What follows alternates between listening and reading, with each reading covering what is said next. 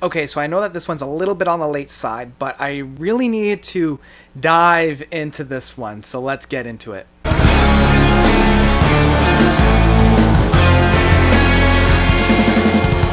The Sea Within's debut album. So, The Sea Within is a little bit of a super group from the progressive rock side of things. Manning this is Roland Stolt from the Flower Kings. You have Daniel Gilden Lowe from Pain of Salvation. You have Marco Miniman, the studio drummer that has worked a lot with, say, Joe Satriani and Stephen Wilson. He was the second runner-up for Dream Theater's replacement drummer. He's one of my favorite drummers and probably my favorite current playing drummer. And then rounding this off, you have the lead bassist for the Flower Kings being Jonas Ringgold, and you have the lead keyboardist Tom Berseling, who worked with such notable bands such as Meatloaf and Yes and other artists along the way.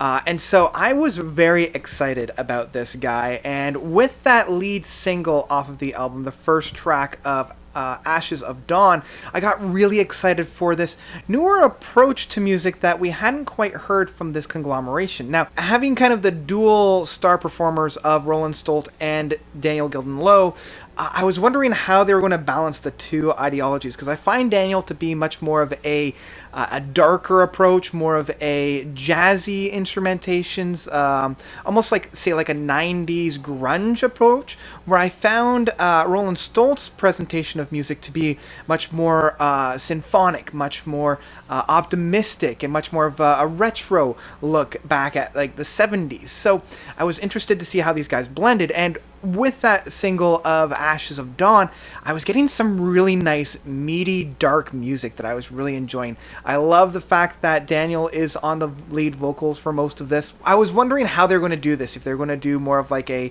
transatlantic where they would share the limelight in that sense, or if it would be more of like an inventions of knowledge. And what we have, it's a little bit of a mixed grab bag, to be perfectly honest. Even with the standout track of Ashes of Dawn, providing that darker approach, the rest of the album, even though I've been listening to it for almost a full month, it doesn't leave an impact at all on me. And it's not necessarily that the band isn't playing phenomenally, because they are. Like, every member on this band is really pulling their weight and really coming together and playing some amazing instrumentations on here. Like, Marco on the drums is just, he's able to create just the right amount of flourishes throughout all these tracks, even on the more somber moments. And I mean, he knows when to hold back and when to take the limelight. And there's not a whole lot of really standout moments where I'm like, man, that was a great fill by Marco. But it definitely adds to the atmosphere of the music being played here. And with Jonas being on bass, I mean, he doesn't have those big meaty fills that he had with, say, the Flower Kings or his small stint with the Tangent. But I still feel his presence, and I still feel his atmosphere there. The second song of They Know My Name, it's a fine song, and there's nothing wrong with it, but there's no real meaty aspect to that. Daniel's vocals are great. He knows, when he's hitting those high notes, he's really capturing the feels, and when he's being more somber and intimate, and more of like that lower keys, that's like, I'm feeling it, I'm feeling the emotion, but there's nothing a whole lot hanging on. And Within the Void, I mean, it showcases Tom's keyboard work and why a lot of bands like using him, where he knows how to use the atmosphere, he knows how to make a really good padding on a song on the keyboards, but like there's no real stick, there's no real sticking the landing. We're 2 songs, well actually we're 3 songs in, and this is the second lower track, and I think that might be why I'm not really feeling this album as much as I was hoping to, because a lot of these songs follow that same approach of not necessarily being that big bombastic song, but having more of like that atmosphere to back it up. Now, things do pick up a little bit with An Eye for an Eye for an Eye. It's got a little bit more of a groove. It's got a little bit more of a hit. I think this is ill-placed on the album, though. This should have come after They Know My Name, because with The Void following They Know My Name, I just start to tap out. And so when an eye for an eye for an eye hits, you know, it kind of jolts me back. I'm like, okay, no, I'm still awake. I'm still good here. And this does kind of show a little bit more of like the grungy, raw approach that Pain of Salvation takes, but in a much more symphonic environment that the Flower Kings and Roland brings to the table there. And this being a little bit of a longer song at just over 7 minutes, it allows me to get into it in the prog feels, because really, I can't really say up to this point, the album has really been a prog feat, especially with the personalities that we have on the band here. I mean, an eye for an eye for an eye is okay, but it does follow suit the last two songs of not really having a whole lot of meat on there. I was really hoping that Roland would come up and provide a little bit more of the vocal work, a little bit more of the presence in that sense.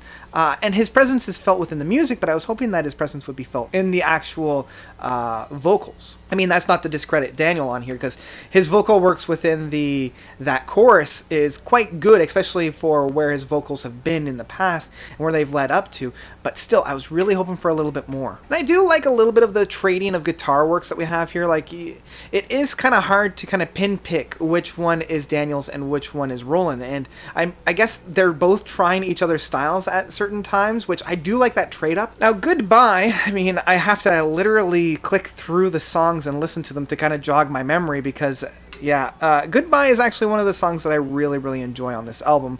And as I'm talking about it, I'm already forgetting it, so I need to listen to it a little bit more. That's right. Okay, so Goodbye has that harmonization that I was really hoping for with Roland and Daniel on here, and that plays masterfully to the advantage for the listener.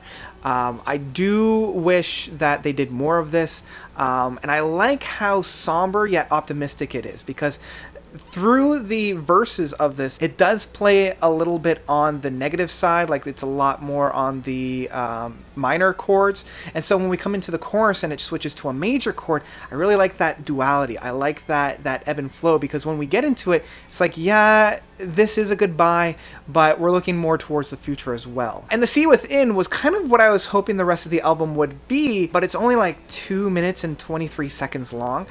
This is where we have more of that bombastic parts that we heard from like later Flower Kings, combined a little bit more with that edgy feel that we had with Pain of Salvation. But then we come into the Broken Chord, which is the longest track, and unfortunately, even this song being just over 14 minutes, it doesn't do anything for me like the rest of the album. I think because the rest of the album is such a slog to get through, and really Goodbye and Ashes of Dawn are the only two that really got me.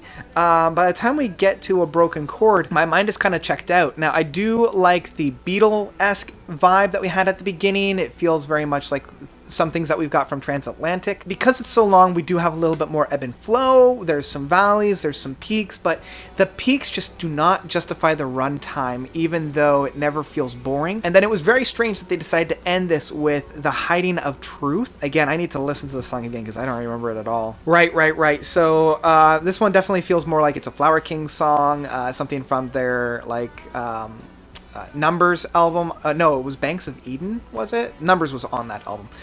Either way, and that's the overall album. Now, most of the time with these types of things, you do have a bonus disc and some bonus tracks, and this is no exception. We have 4 on here. The Roaring Silence, Where Are You Going at Time, and Denise.